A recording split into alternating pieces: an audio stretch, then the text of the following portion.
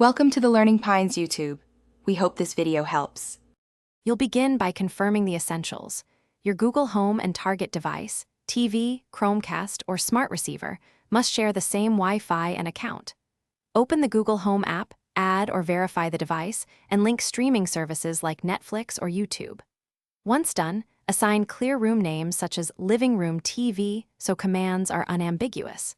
Make sure voice match is set if multiple users will use the remote, because accurate recognition prevents accidental control of the wrong device.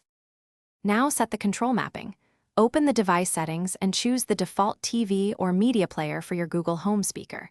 You can use straightforward commands like, "Hey Google, play Stranger Things on Netflix on Living Room TV," or precise controls. Set volume to 30% and rewind 15 seconds.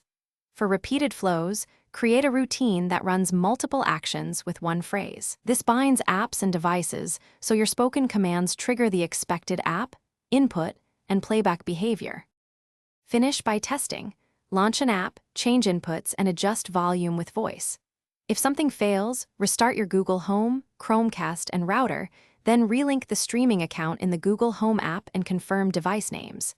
Make sure app permissions and regional availability are compatible. Some voice actions depend on your account settings. One key troubleshooting tip: when commands hit the wrong device, use more explicit names and enable voice match. This isolates control to the intended speaker and reduces cross. Thanks for watching. Consider subscribing if we helped you.